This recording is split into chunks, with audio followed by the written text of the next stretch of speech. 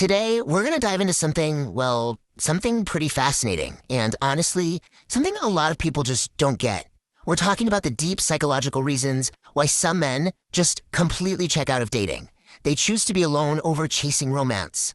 So let me paint you a picture. You're in a busy cafe or a bar. A woman walks in who is, by all accounts, an absolute head-turner.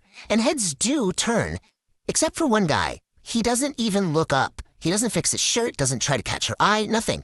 He's just, in his own world, totally unbothered. So what on earth is going on there? You know, our first instinct is to slap a label on a guy like that, right? We think, oh, he's just arrogant. Or maybe he's trying to do that whole Sigma male lone wolf thing. And of course, the most common one is he's just got to be terrified of getting rejected. But what if those are all just lazy, surface-level guessing? What if we've got it completely wrong? What if his indifference has nothing to do with ego or fear, but it's coming from a place that's way deeper?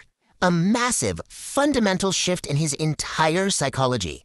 Now that's the question we're really digging into. Okay, to really get why he walks away, first we have to look at the world he's deciding to leave behind. And that brings us to our first big idea. For him, the performance is officially over.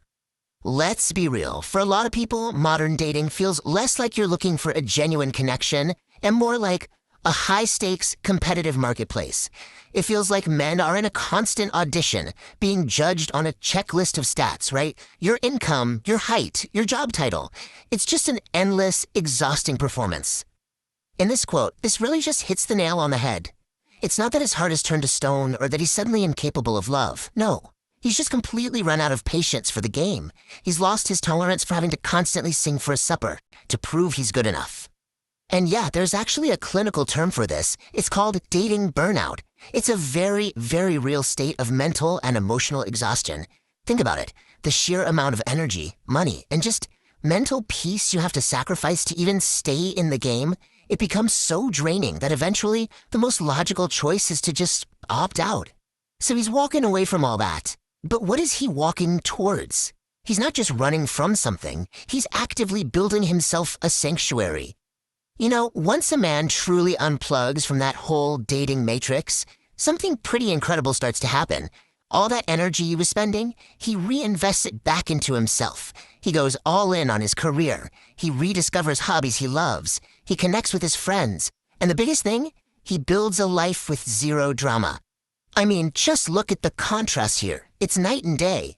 Before, his life was filled with this constant, low-level anxiety, the drama, the pressure to perform. But after, his nervous system actually calms down. It regulates. And he discovers this profound sense of peace that he might not have felt in years. And this is where the change becomes almost permanent. That feeling of peace, that becomes the new ultimate prize. All of a sudden, a new person coming into his life isn't this exciting opportunity. They're a potential threat, a liability, a risk to the sanctuary he's worked so damn hard to build. It's not about being mean. It's pure self-preservation.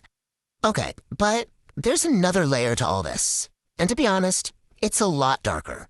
For some men, this isn't just about finding peace. It's about building a fortress to keep out the pain.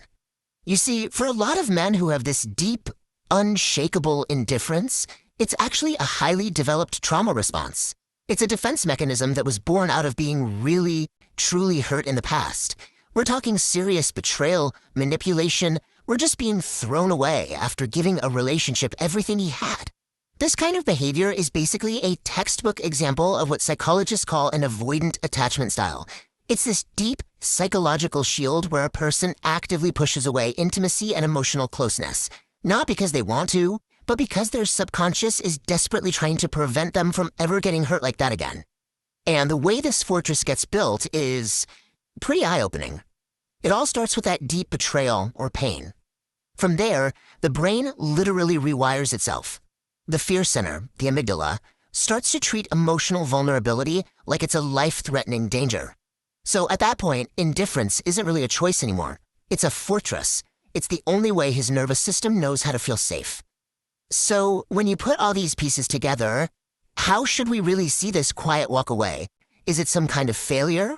Or could it be something else entirely? Maybe it's time we redefine what strength and success even look like.